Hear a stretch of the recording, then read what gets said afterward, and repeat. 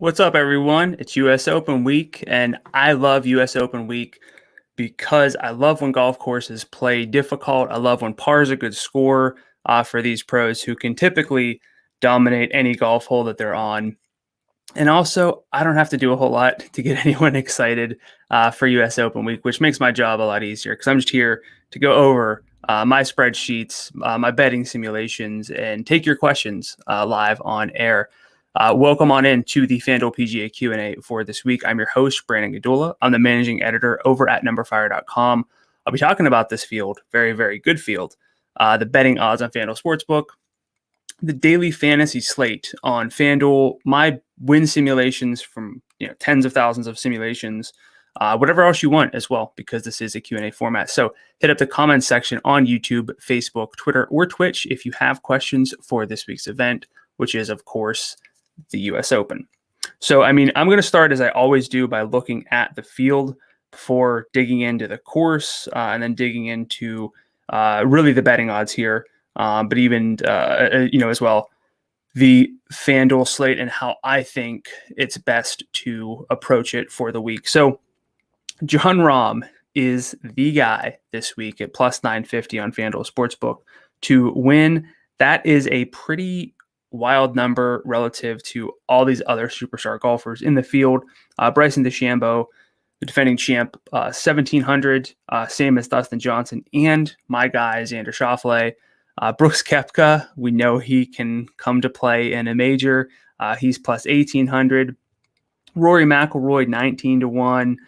Colin Morikawa, 20. Jordan Spieth and Justin Thomas, kind of fallen back.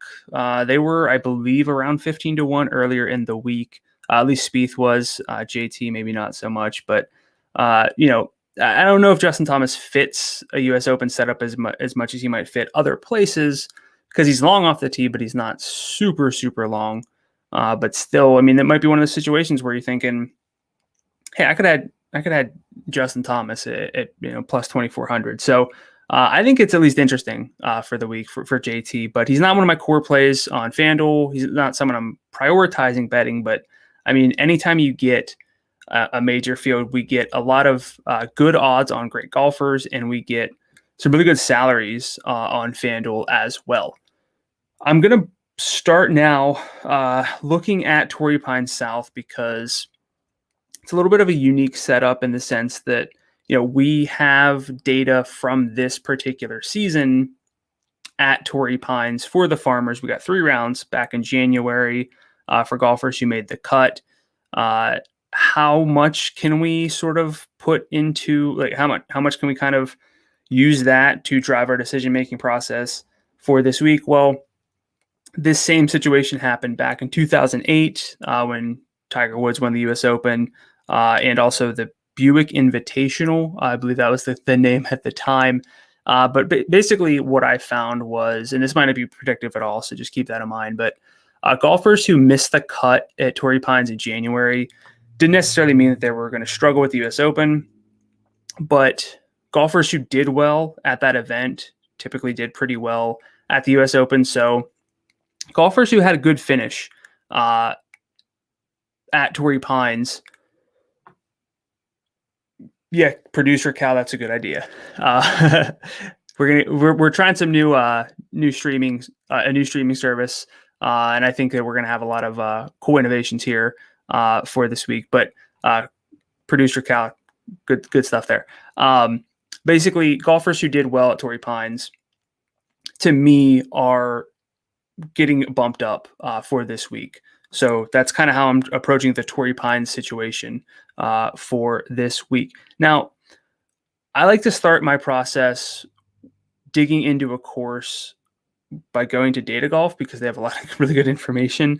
And primarily, I like to look at this tool here, what drives variation in scoring, because I want to see how guys separate with their scoring. And honestly, this is a little bit surprising. Now, there's only 2 years of data here with StrotLink data, the past 2 U.S. Opens. So keep that in mind. It's a small sample, but this is still pretty jarring because of how little strokes gained off the tee has explained scoring dispersion in U.S. Opens over the past 2 years.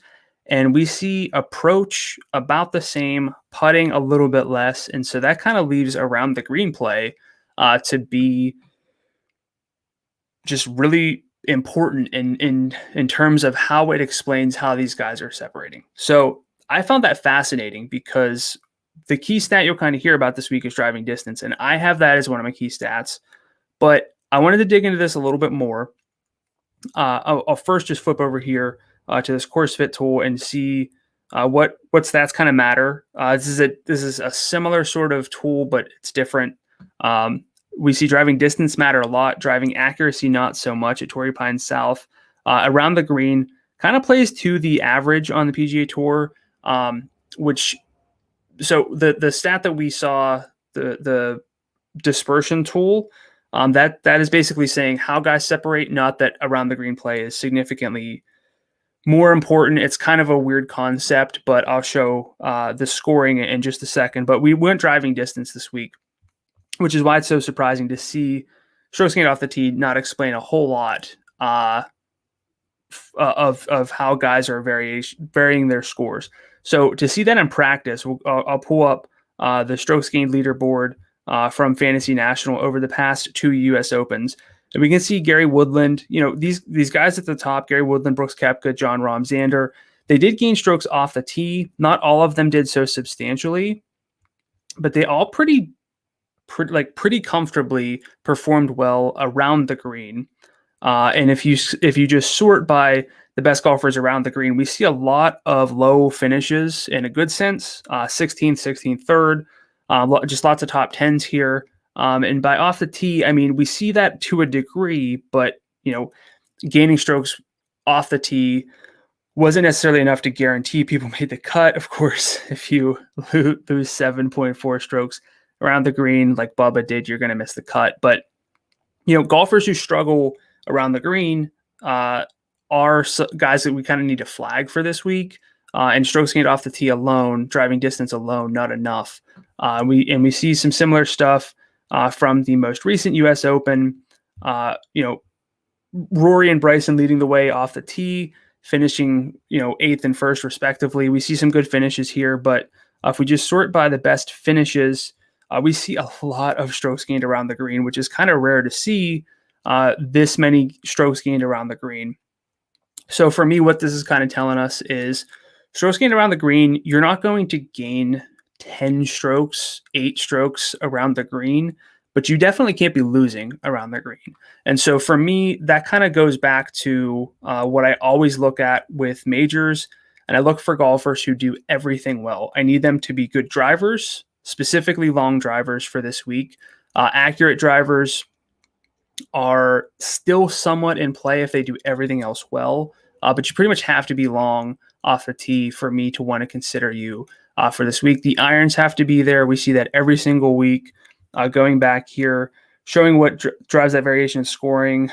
Iron play never really falls below like 32%. It's always super important. I want that wedge play around the green. That matters to me because of what we just went over with the thick rough. And U.S. Open's kind of set up similarly, so that's something that I'm factoring in pretty heavily. And this week we have POA greens, which are a little bit rare. I like to look at a 100-round sample for putting splits because there's so much volatility in putting splits. Not a whole lot of golfers have that, at least in terms of a recent sample, but they are POA greens for this week. So my key stats, and this will sound a little bit like, duh, but I want golfers who do everything. I want the drivers with that length. I want irons, wedge play, and putting on POA. And if you have like a red flag in one of those categories, probably just going to not play them on FanDuel. I'm not going to bet them for, an outright or a top 10 or top 20 even, because we have so many alternatives to go to in a field this deep. So that's kind of how I'm playing things from a course fit standpoint. I want golfers who do everything well. And that's kind of what I've come across to work in most majors anyway. And I don't really see a reason to vary that for this week. I'm going to jump over to my spreadsheets now. Again, if you guys have questions, hit up the YouTube chat. It's generally easiest for me, but Facebook, Twitter, Twitch as well. And I can show some head-to-heads. I can go over some specific players with their recent form, talk about things, maybe course fit as well. So that's kind of, anything's pretty much on the table. So just let me know, YouTube, Facebook, Twitter, Twitch, if you have questions for this week.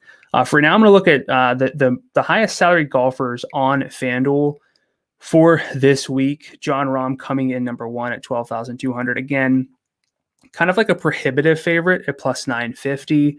My win simulations do have him as the favorite to win at 6.3%, but that is not necessarily enough to want to bet him at that number. So I'm not going to bet Jon Rahm. I think he's a pretty easy fade for me this week, but at the salary being not a whole lot different, I don't see a reason not to play Jon Rahm at a course where he's done well historically, has a win, four total top fives in 5 tries, if I'm not mistaken there, but just has dominated Torrey Pines historically in good form until the COVID test, which he is cleared to play this week. So I'm not necessarily concerned about that test. And if you look at his stats, just pretty much everything, it's almost green across the board. The only thing that's lagging a little bit is the putting, which puts him in the 70th percentile over the past 100 rounds, over the past year, adjusted for recency and field strength based on my database.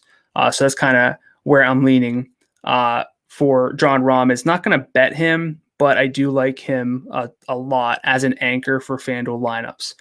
Jordan Spieth is such a polarizing play for this week because he doesn't gain strokes off the tee. He's getting better. A lot of this is still weighted down for Jordan Spieth during his slump.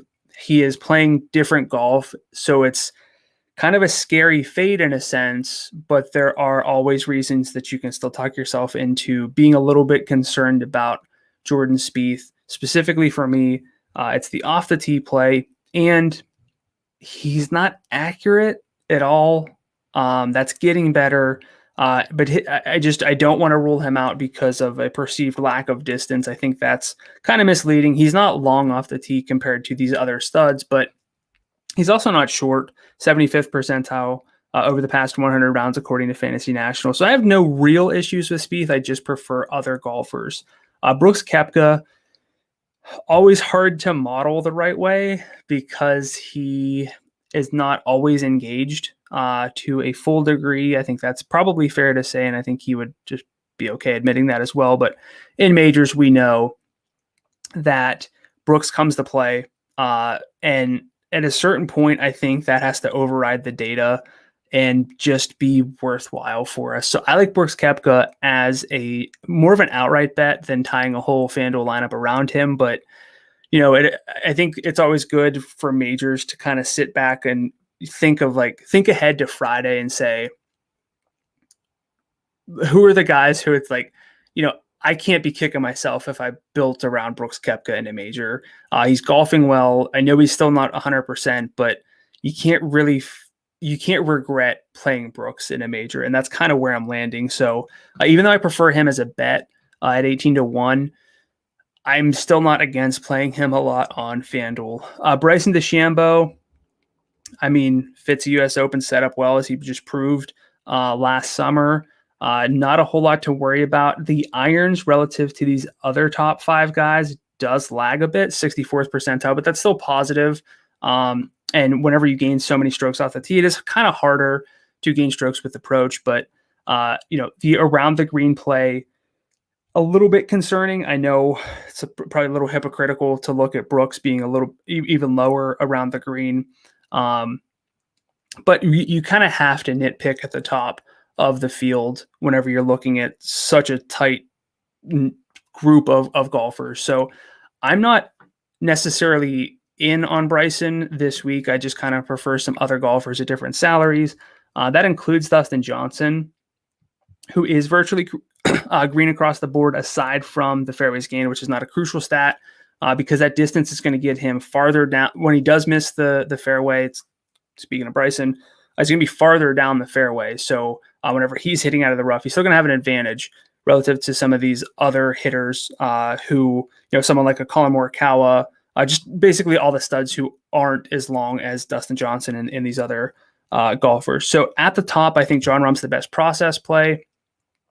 I will probably have the most Brooks Koepka other than that among the top 5. Question from Brad on Facebook. Who are low salary guys that I like? That's a great question because a lot of our lineup construction is going to depend on how we build our lineups with some lower salary golfers. For me, I think lineup construction is always crucial for majors, and I've done a lot of research in this with optimal lineups. Basically, the tougher that a field is, and this is what we have this week, the more not balanced we have, but the fewer value plays really make an optimal lineup. And if you ever look at an optimal lineup with golf, you see a lot of outlier performances. Some golfers who are like 7,500 and finish top 10 have a lot of ability to make an optimal lineup. But actually, the tougher the field is, the harder that is to kind of get. So I'm not really wanting to dig down into the 7,000 range very often, even below 8,500 on FanDuel. So I'm going to limit my exposure to the lower salaried plays overall, build a little bit more balanced, even jumping down behind these top 5, looking at someone like Xander, Victor Hovland, Patrick Reed, Tony Finau. But for me, some of my favorite value plays for this week, I'll just pull them up in the Finder here rather than show you my other spreadsheet, which is a little bit messier. But Max Homa does fit. Who else do I like this week? Charlie Hoffman, Garrick Higo. I like Harris English, Ryan Palmer, but I'll focus on these 3 for now. Max Homa, you start to see the green go away for a lot of these golfers, which is expected because it's based on how they rank relative to the field. But Max Homa, really, really good in California. He picked up a win at Riviera earlier this year. Has historically played Torrey Pines pretty well. You won't kind of get there because of the win odds. He's plus 110 to win. The win simulations are kind of lukewarm on him, which is to be expected, but pretty good tee to green, 64th percentile there. And he's actually bogged down a bit by that around the green play. 70th percentile or better in both ball striking stats. Again, these are over the past calendar year adjusted for recency and field strength. So that's kind of what we're seeing here. So Max Homa, I think, makes a lot of sense because he's got that distance as well. So I think Homa at 9,000 is a great play on FanDuel for this week. There's always going to be risk for lower salaried plays in majors. Homa doesn't have a great track record in majors, just one made cut in 7 tries, if I'm not mistaken. But for me, he's one of the better plays in putts well on POA. Again, it's kind of that California vibe for me this week with Homa. Charlie Hoffman, golfing really, really well. He's up to the 78th percentile in adjusted tee to green over the past year, primarily because of that approach play. Again, we're getting a red flag here in his around the green play, which is a little bit of a problem because of what I just talked about how around the green play does kind of separate golfers at the US Open, unlike some other courses, or at least to a bigger extent. So you want to limit the amount of red flags you have. So basically, you can just go to the PGA Tour or Data Golf. They have a true strokes gained query that is their adjusted metrics. But basically, look for golfers who don't have negatives in either of the 4 strokes gained stats, and you're probably going to be off to a pretty good start. But for me, Charlie Hoffman, kind of sneaky long off the tee, 84th percentile, that'll work. So as long as he doesn't totally get himself into trouble, he is really appealing to me. And then this is kind of the big name for the week, Garrick Higo, 8,600, coming off of a win. If you look at his stats, this is a really small sample for him on the PGA Tour, but has good approach numbers. He actually drives the ball on the European Tour over 310 yards, which fits that distance angle that we're looking for. I think he's going to be very popular because of the salary and because of just having won. But I don't think that you can really make a case against Higo aside from popularity. Long off the tee, puts the ball extremely well, and really showed me a lot with his irons this past week. So those are some of my favorite plays. Some other names that I'll just throw out there: Harris English, Ryan Palmer, Carlos Ortiz would also fit for me this week. Another question from Tracy on Facebook: thoughts on Victor Hovland? I like Hovland quite a lot this week. He's actually the the poster boy for my primer on, I can't type and talk at the same time. He's the main image of my helper on numberFire for the week because I think he does a lot really well. He's got 2 good finishes at US Opens in his career, one as an amateur at Pebble Beach, so I like that. And he is pretty long off the tee, 75th percentile, not incredibly long, but definitely not short. So that's cool with me from a distance standpoint. And he's also a rare golfer who's long and accurate, which is really nice to see. And this number here, one of the best adjusted tee to green golfers just on the planet, on the PGA Tour. And you really, that level of just baseline tee to green play really comes in handy for some safety. And the salary of $10,900, really, really affordable on FanDuel this week. I think you can play, this will probably be a bit of a popular combination to start with, but Xander Schauffele, Victor Hovland, a lot of savings there for these 2 studs, and they're just some of the best golfers in the world, specifically Xander, playing in a familiar place, really good putter, and he's changed over to a wrist lock putting, which he's gone on record saying he thinks that should be banned, but because it's not, he's going to use it, and he feels really good with it, so that's interesting for me. But Hovland specifically, I mean, yeah, the short game is not quite as good as it could be relative to some other golfers, but Hovland definitely a building block for me this week on FanDuel and one of my favorite bets outright as well. I'm going to flip over now to, again, if anyone has any other questions, I can pull up some head-to-heads, anything like that. But for now, I'm going to switch over to my win simulations, which are based on my weighted and adjusted strokes gained numbers across various tours, the Korn Ferry Tour, the European Tour, the PGA Tour, of course. So it weights for field strength, it weights for recency, so it kind of shows who's in good form relative to who they're playing against and recently as well. And these were all really low numbers, which is something that's very important to keep in mind for majors. Even though Jon Rahm is plus 950, my win simulations have him at about 6% likely to win. It's 6.3%, almost a full percentage point higher than anyone else. But, with that, I'm not going to bet him. I think he's a great play on FanDuel, and you can differentiate elsewhere if you choose to do so. But second up is Xander Schauffele, which if anyone knows anything about me, probably feels like I'm, editing the stats, but I'm not. The reason I like Xander is because he does everything well, as I just showed on that finder.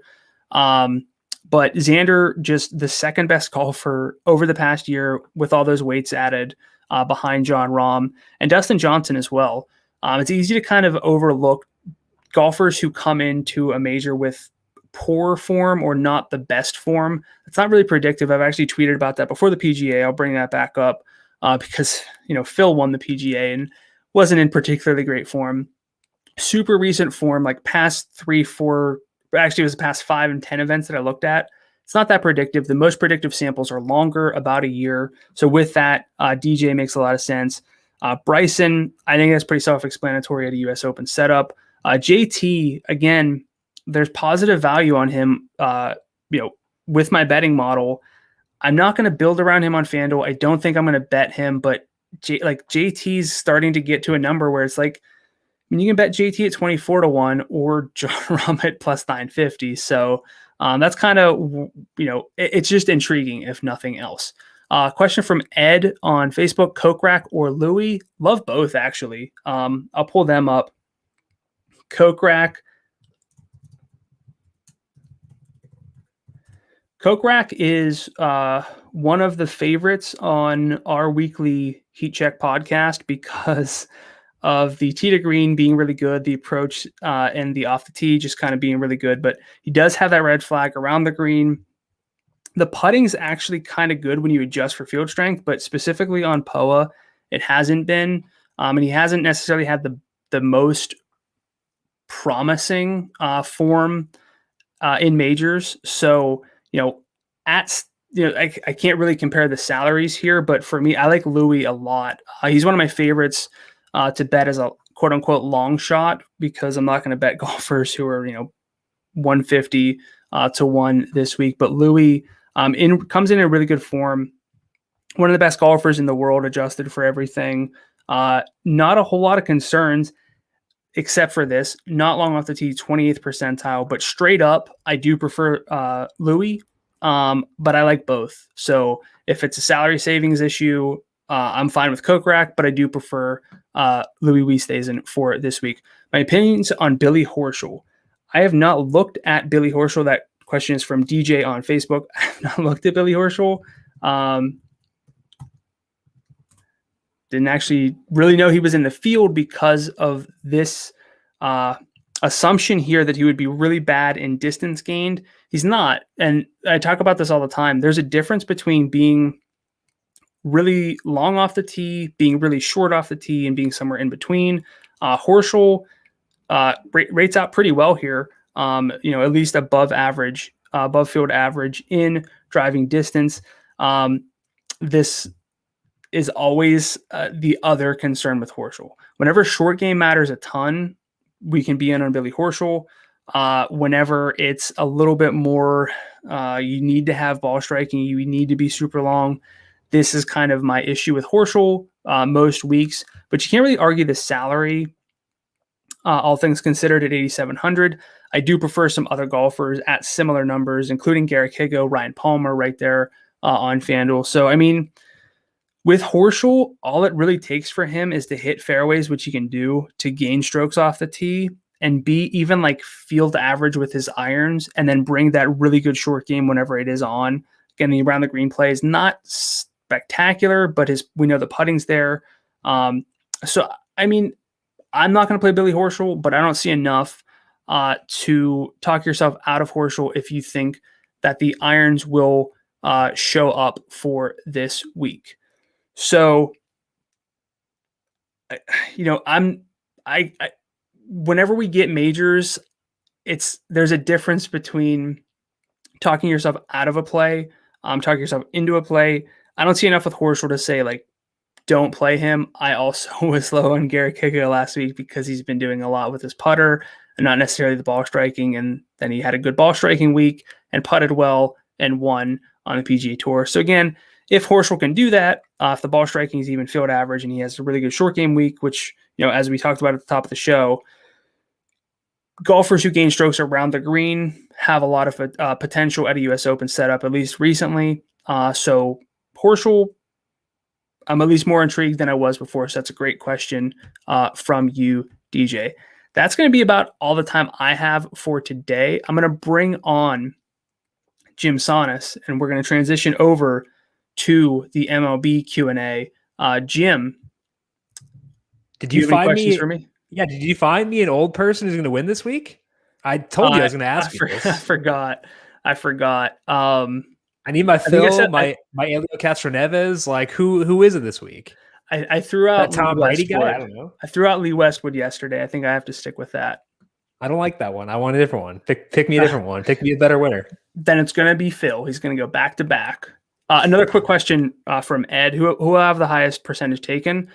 I think it's going to be John Rahm at the top pretty easily. My research shows that betting favorites and the highest salary plays are just almost always the most popular. But I would watch out for Garrick Higgo as well. Track how much you see his name throughout the week. But I think it's going to be John Rahm pretty easily. So because you've guaranteed a Lee Westwood win, when I sell my Rui Hachimura NBA Top Shot for like $50, how much of that do I put on Lee Westwood? The whole thing? Do I withdraw from Dapper to like just bet Lee Westwood now, or how does this work? No, you got to hold that. Hachimura. Never sell. I know. I'm waiting sell. for it. It'll be a challenge soon, so we'll sell it then. But then I'll put it all in Lee Westwood. Whether it's this week or next week, we're gonna find ways to make that work. Brandon, I appreciate it. Thank you for bringing me on, and good luck to you for the U.S. Open. Good luck to you as well, aside from our head-to-head contest this week. I remember to put that in. Thank you for the reminder. You shouldn't have reminded me. You could have won, but hey, mistakes were made. That is Brandon Gdula. Check him out on Twitter at Gdula13. Apparently, Westwood just got married, so he's toast. Thank you, Ed, for letting us know that Lee Westwood is toast, apparently. So I will no longer dump my mortgage, which I don't have. I don't have a mortgage, but I'll no longer put that on Lee Westwood to win the U.S. Open for this week. Instead, we're going to allocate all that into Mike Minor. For today, we're talking MLB DFS. It is a weird pitching slate for this one as we pull up the pitching pool over on FanDuel.com. Trevor Rogers, the highest salary guy for tonight. And Rogers, I have my issues with him from a pitch count perspective. You look at the 5 most recent pitch counts for Rogers. He's at 98, 85, 90, 94, 87. It's been better than what it was previously, but he can still get yanked pretty early. So that's tough. And also the Cardinals, not a big strikeout team versus lefties. In general, pretty good versus lefties. So Rogers, I'm okay being a bit lower on him. We got Julio Urias, who I do like, but he's my number 2 guy for tonight. Andrew Heaney in a funk for sure. He's been getting fewer strikeouts recently. Yu Darvish is at Coors. That's rough. Still like him, but it's rough. And then Mike Minor, to me, $8,800, pitching pretty well recently. This is over an 8-start sample for him. He has a 3.64 skill interactive ERA, 28% strikeout rate, a lot of weak contact, a 31% hard hit rate against. So he's been pitching well. The Tigers, 29% strikeout rate versus lefties, 81 WRC plus, not a ton of pop, better than they were earlier this year, but still not great. So to me, I think that things add up really well for Mike Minor to be the number 1 pitcher for me for today. He's $8,800. That allows me to get plenty of exposure to the Padres at Coors Field. So if I can lock in Mike Minor here at 88, I've got $32.75 left. Plenty enough for me to go hard at Coors Field. So Mike Minor, to me, deserves to be at the top of our chart for pitching for today. Let's talk to DJ over on Facebook. Is McCullers going to be on a pitch count for tonight? Yes, most likely. I've not seen an official number yet, but he went 64 pitches in a rehab stint last week in AAA. So extrapolating out, probably 85 or so. Houston tends to let their pitchers go a little deep. So normally on a 64 pitch rehab stint, I would say 80. I would say 80 to 85 for McCullers for today. Not enough for me, given he walks a lot of guys to begin with. So no McCullers, and I would hold off on him for right now. Let's talk to Kyle on YouTube. Are Zimmer and Naylor okay plays if you're trying to get some value out of a Cleveland stack? So Zimmer's actually probably, let's check it out here, because I've had flings with him in the past, but this is a while ago. 29 plate appearances against righties, no extra base hits yet, 38% strikeout rate. He's had some hard contacts and some fly balls, but that's pretty brutal. Let's pull up the barrel percentage here for Zimmer so far this year. He does have 4 steals, so there's at least a path to upside. 5% barrel rate, so he's probably better than what the overall numbers are saying right now, but I'd have a really hard time using him in AAA. A 100 ISO, that stinks too. So he can steal bases. That definitely does help. He is batting 8th for tonight. I would try to avoid that personally. You asked about Naylor, though. Naylor's awesome. I think that Naylor's a really good play. He actually does have some power. 156 ISO versus righties. Not a big number, but it's better than Eddie Rosario. So I actually think that Naylor's a solid option, and I'm very okay with him. So Kyle, yes to Naylor, and Zimmer, no if you can avoid it. Michael, I'm assuming you're in on Aquino batting 2nd for Cincinnati for tonight. Yes, I thought he might bat 7th when I talked about him this morning, and I was okay with him there. But batting 2nd against Anderson, I think that works really well. I actually have Brett Anderson's Baseball Savant page pulled up here. I thought we could go through the process to look at spin rate changes for pitchers here recently, because it's been a hot topic recently for good reason. The way you can do this here, there's probably a more efficient way to do this, but the way I've been doing it, you go to game logs, check out when they most recently pitched. For Brett Anderson, it was on June 9th. So we'll pull up the games here for Baseball Savant. You have to change it because it doesn't go automatically here, but you can click that game on that date, and then you're going to go to player breakdowns. It's going to show you the pitchers, and you can scroll down here, look at spin rate, and it'll show you their spin rate in that game, which is right here, and then what it was relative to their full season data. Brett Anderson's spin rate on his sinker went down 63 revolutions per minute. It's a pretty massive deviation. And I think this could just be like me hypothesizing. It is me hypothesizing, me just throwing stuff at a wall and see what happens. I feel like it matters more on a sinker if you lose spin because it's so dependent on movement. That's what spin does. It increases movement. Anderson's spin rate went down to sinker. He got knocked around by the Reds. Now he's facing them again. I feel like we should be in on Cincinnati here. Anderson in the past has not been a guy I've been trying to stack against, but I think that for today, it does make sense given the reduced spin rates, given we get Aquino batting second, Stevenson's batting fourth, Eugenio Suarez I'm still in on, batting there in the 6th hole. And honestly, like Jonathan India too, has been pretty solid recently. So if you use, let's actually pull this up here and go with the Reds. I'm assuming that their lineup is in because I think I refreshed recently enough. It is. That's awesome. So we're going to go with Aquino first to get those salary savings. I'm going to go with India second. We're going to get, should I go Suarez? Actually, let's go Castellanos, see how easy this is to get here. So we go Castellanos, perfect. And then we'll go with Eugenio Suarez. I'll put him at shortstop to fill that. 34.25 left. That's going to make it where you probably need to find some value, like a one-off value play to get to Coors Field, or you could just lop off Castellanos and go Stevenson instead. And if you do that, you're getting Tatis, you're getting all the main players at Coors Field. So the Reds work whether you're stacking Coors or not. I think they're great. If you're stacking Coors, you need to save some salary there, but Aquino batting second, sign me up. I am all on board, Michael. Let's talk to Alvin. I think I like the Reds over Cleveland for tonight. If one off for Cleveland, who would it be? Okay, so Alvin, I think that I'm okay with that for sure. I think they're in the same tier for me. So no real objections there, and I think they get bumped up given Aquino batting second because we got high upside value hitting high in the order. That makes things good. I would still go Cleveland first personally, but I can't blame you for putting the Reds over Cleveland. So let's find a one-off play on Cleveland here. Already have the numbers pulled up. I mean, obviously Ramirez, but I'm assuming you're looking for like a value play. So if we're looking at value plays, I think Naylor's batting 6th.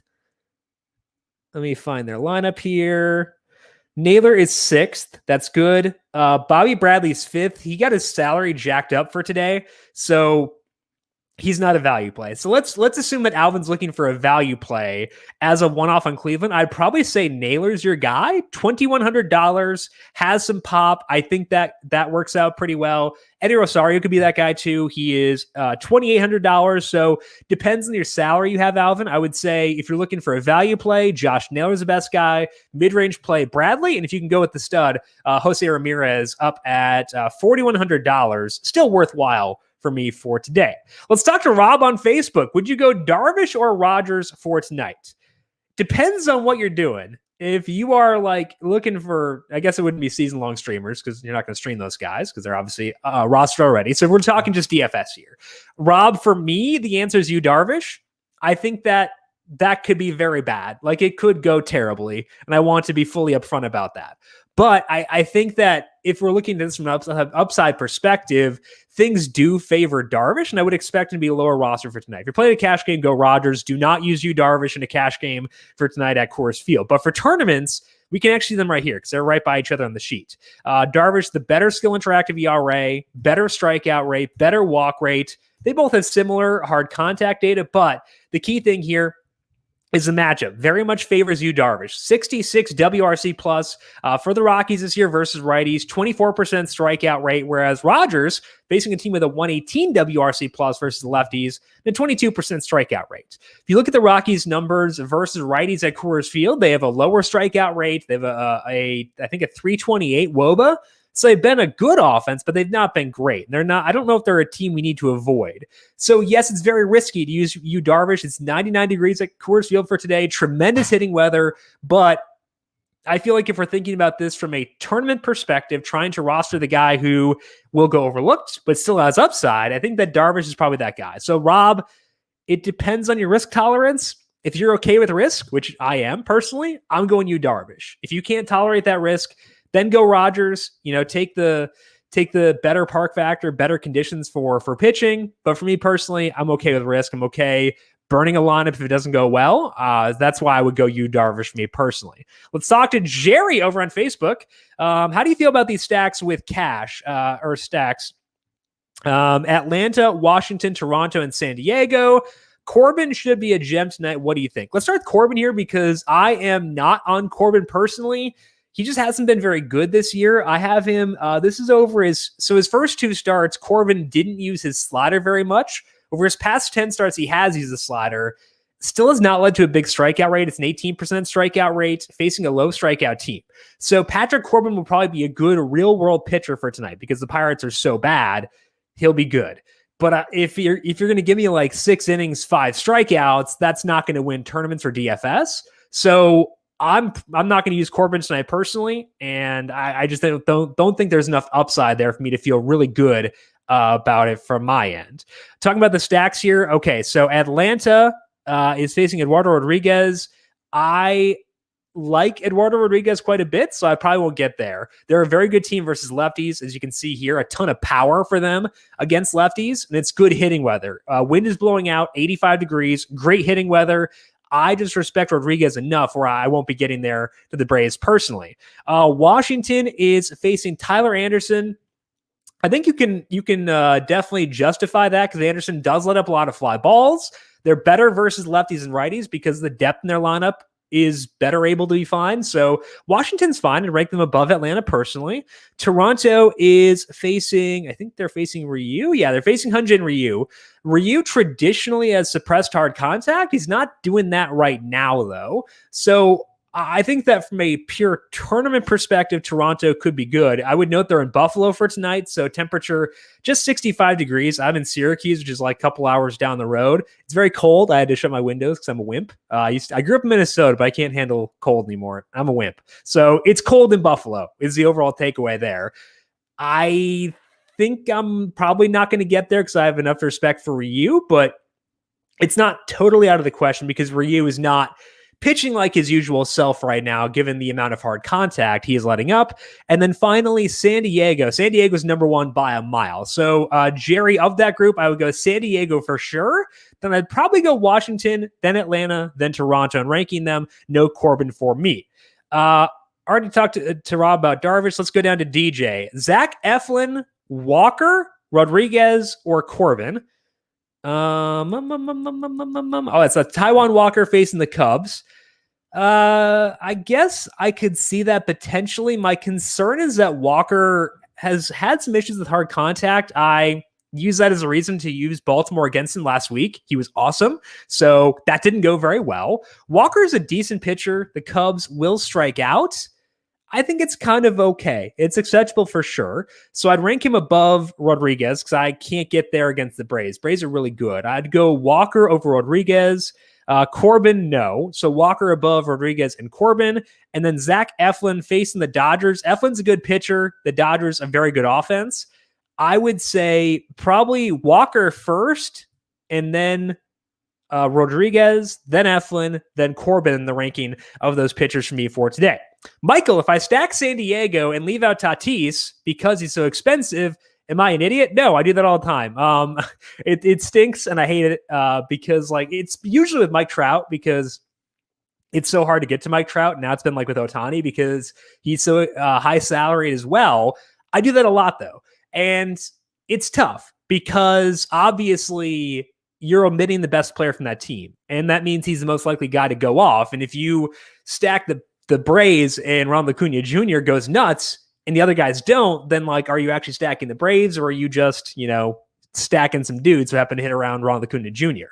It can be tough. However, those guys still benefit from how good Fernando Tatis is because every time Fernando Tatis gets a base hit, that gives extra run scoring potential for the guys in front of him, extra RBI potential for the guys behind him, and it increases the overall volume for the game because he's not recording an out. So although you may not be able to get to Tatis, the other players do still benefit if he plays well. So Michael, obviously try to get to Tatis because overall you'd rather have him than not. But if you absolutely cannot stack the Padres while using Tatis, it is okay still to stack them because like even Mike Trout goes over for 4 sometimes, Tatis goes over for 4. There can be times where it doesn't pay off. And again, they do still benefit from him. So still stack them, still be okay with that. Try to get there, but if you can't, it is still okay. Kyle, do you like Taijuan Walker at all versus the Cubs? Talked to him a bit before, but let's go more in depth on that here. Taijuan Walker, this is, so he didn't use the splitter initially. to start the year. But if we look at the past 8 starts with the splitter used to being back at regular levels, 23% strikeout rate. He's facing the Cubs with a 25% strikeout rate. Walker's game log will probably look pretty good because he did a big start against Baltimore last time out. So let's pull up Walker, check out the game logs beyond just that one start and see what he was doing before that. Because again, I know that I was not super enthused with his form prior to the Baltimore game. 5 innings, 2 strikeouts in San Diego, 5 innings, 8 strikeouts against Atlanta. That was his second consecutive start facing them. But there was an IL stint between those 2 starts. So since coming back from the IL, he's got 8, 2, and 9 strikeouts. That means that there is a good game within his range of outcomes. So personally, for me, I'd rank Walker behind all of Minor, Urias, and Darvish, but I think he's a consideration. So Kyle, or I think that it was Jerry or someone, no, it wasn't Jerry. It was DJ was asking about Walker. If your process led you to Taijuan Walker, I would not talk you out of him. I think that's fine. I think that he's a justifiable play for tonight for sure.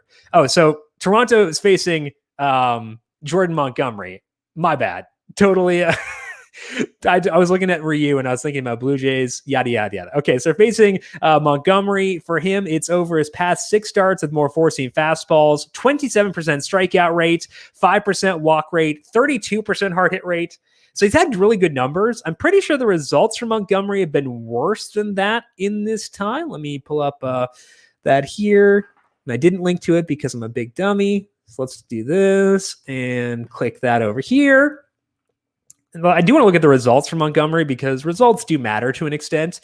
So a 3.58 ERA in that 6 start samples. Actually, the results have been pretty good too. He did have 1 start against Toronto and they got to him, but I would still say I think it's a tough spot. So not super into Toronto. Totally forgot about the fact that, I just looked at Ryu and was like, oh yeah, of course. Ryu's facing the Yankees. So my bad on that one. Jerry, never done this before, but I'm going to start with Littell starting for San Francisco. He's not going deep, maybe 3 innings, but how do you feel about his reliever, Long? So the reliever is Sammy Long. I would not use Littell because like you said, he's going to be an opener, probably 1 or 2 innings. So don't use Littell. Long is... he's pretty good. He started out the year in Double A. I think he made 4 starts there. Let's actually pull up the numbers here for Sammy Long. I'm not going to use him personally, so I want to make that clear here before we dive in here. But we can at least look at him to see what the process would be in deciding whether to use someone. In Double A, 4 starts, 37% strikeout rate, 14.8% swinging strike rate. Couple outings in AAA, not super long. The 1 outing he made in the big leagues, he went 69 pitches. Nice, but probably not nice enough. So to me, I think he's a good pitcher, and I think he might be pretty good, but I'm not going to get there for DFS because I don't expect the length to be there. One other thing to consider in terms of FanDuel scoring is that you get points for a quality start on FanDuel. It's just 4 points, but it's not enough. I mean, like that's tough. You lose the innings, you lose the potential for a quality start. That adds up pretty fast in taking point reductions. So to me, I'm not going to get there with Sammy Long. I just don't think the length will be there. I think he's looked good in the minor league starts, but not enough there for me to get there. Jerry did clarify he meant he's going to start Long, so not going Littell, but I won't be using Long either. Jerry, home run call. Jazz Chisholm and Juan Soto. I always love a Jazz Chisholm call. He's tremendous. He's facing Kwang Young Kim. Kim is a lefty, so a lefty on lefty matchup, but Chisholm, I'm pretty sure I looked into this earlier in the year, and I think he's been really good versus lefties. Small sample, obviously, is going to be the qualifier here because he's young and he spent some time on the injured list. Lefty on lefty, you're not going to get a lot of volume there to begin with, but I'm pretty sure he was good. So let's just look at this here. Against lefties, 32% strikeout rate. Let me just shortcut this here. And not a lot of hard contact, but he's hit for some power. So, I mean, Chisholm's great. I love Jazz Chisholm, and Kim does let up a lot of balls in play. Juan Soto is facing Anderson, another lefty on lefty. Jerry loves lefty on lefty, and it's worked out well. I mean, you got the Votto one, so I definitely can't say no. Anderson lets up a lot of fly balls. Soto, despite being left-handed, is one of the best hitters versus lefties in the league. So I would say Soto definitely works. doesn't matter for him, platoon advantage or not. He's always going to be good. And like the process there for Chisholm could be there because Kim does let up a lot of balls in play. So Jerry, I'm not saying no. I think that those could be fun calls. For my home run calls for tonight, I'm going to go with a Padre, probably going Jake Cronenworth. Let me check out his batted ball numbers versus righties here to make sure I'm not just capping myself here. Didn't check the lineup, see if that was in yet, but let's do that quickly too to see if that's out. Because we can see where Cronenworth is. Might be moved down with Grisham being back. No Padres lineup yet, but let's check things out here. Cronenworth, 39% fly ball rate. That's high enough for me. That works. 163 ISO. I will take that. So I'm going to say Cronenworth for fun. I'm going to go with that as my fun home run call for today. And then actually, let's just go Trent Grisham. I don't feel like Trent Grisham will be super popular. I don't think Grisham will be super popular. So I'll go Trent Grisham as a home run call and Cronenworth. They're both going deep for tonight. A non-Coors home run call. Let's see here. I don't want to go with the Reds because Anderson does get a lot of ground balls. So let's go Cleveland. And if we're going Cleveland for a dinger call, Jose Ramirez too easy. I'll go Josh Naylor. I'm pretty sure his fly ball rate was high enough for me to justify this, but let's just double check that. Cal got the home run calls up on the screen pretty fast. I like that. Cal's working hard behind the scenes. Okay, so let's see here. Josh Naylor, 156 ISO, 34% fly ball rate. So let's go. I'm going to go Naylor for funsies anyway. Batting sixth. We're going to take it. So the official home run calls for today, Cronenworth, Grisham, and then the non-Coors one, Josh Naylor, your home run calls for this Tuesday. Let's go back here to YouTube and talk to Alvin. How would you rank the Padres for tonight? So not knowing the lineup, let's check out what they've done here since Grisham came back versus righties, so we can see what their lineups have looked like. Mostly because I want to see where Cronenworth's likely going to bat effectively, because that will dictate how I rank things, because I love Cronenworth, but do want to make sure he's not going to dip down too far. So versus a righty on Saturday when Grisham was in there, Cronenworth hit 7th. So he's probably going to hit 7th, which does affect the rankings. So obviously Tatis will be 1. Like that goes absolutely without saying. So Tatis is 1. Grisham is likely going to be number 2 for me for tonight, even considering salary. He's not all that high salaried, so we can still get there. Let's see here on Machado versus Pham. Tommy Pham versus righties, 094 ISO, 10 stolen bases though, so still a path upside, but because Machado has the speed and the power, I'll go Machado. So right now we are at Tatis 1, we are at Grisham 2, we are at Machado 3. We're going to go Pham 4. And then we're deciding between Hosmer, who has 3 steals this year, Cronenworth, who has 3, and Will Myers, who has 3 as well. To me, that just says pick the best guy because they've all got similar speed. And to me, that's Cronenworth. He'll probably bat lowest of those 3 guys, but I would still rank him highest. I think he's a tremendous talent. So to me, we're going Tatis, then we're going Grisham, Machado, Pham, Cronenworth, and then Hosmer or Myers. I would probably go Myers and then Hosmer after that. I still want to get to Hosmer. Like I'd still like to use him for today because like he's going to bat probably 5th or 6th at Coors Field. He's not all that high salaried, most likely batting 5th for today. So I would say get to Hosmer still, but he will wind up being 7th in my rankings for the Padres. Diffuse. I'm currently on the Nationals as a 3-player stack in the likes of Trey Turner, Ryan Zimmerman, and Juan Soto. How do you feel about this spot for them? As mentioned before, Anderson does let up fly balls, a 47% fly ball rate over his past 6 starts with fewer changeups. Not a bad park for hitting, a little bit cooler for today. I guess it's actually on the warmer side overall. It's 76 degrees. That's above the median, I believe. But good park for hitting. I don't hate it. He was better earlier this year. He does a decent job of keeping hard contact in check, but I don't hate that. If you're going to use the Nationals, use the good guys, and you're using the good guys. So that's fine. Jerry, I've been calling them, and at times you second guess yourself as well. I do too, all the time, man. But hey, it's working out for you, so keep it up. Don't second guess yourself too much because you don't want to talk yourself out of good options. And I think, again, like you can justify Soto and Chisholm for today. DJ, stack Miami, Texas, Cincinnati, or the Mets. Cincinnati definitely number one there against Anderson. So definitely going Anderson number one, or sorry, going the Reds number one. Texas is facing McCullers. Don't want that. Coming off of the IL, but still, he's a good pitcher. So I don't want to go there. And then Miami is facing Kim. I could see that, I guess. It's warmer in St. Louis for today, but like the Marlins, not great. I think they're better against lefties and righties, but they're still not great. And then the Mets are facing Alec Mills. I would go ranking those ones: Cincinnati 1, Mets 2, Miami 3, Texas 4. Alvin, talking about the bats, for San Diego, went through that. Jerry, what's your best stack for tonight? Definitely the Padres at Coors Field, 99 degrees. It is high salary, but again, we've got Mike Minor as our top pitcher for today, $8,800. So let's just, play this out. We were talking about Alvin about the ranking of the Padres for before. Let's actually see where we're at here. Obviously, we're going to be pretty tight here. I'm going to put Cronenworth in there because I'm assuming I'll need that salary savings that he brings.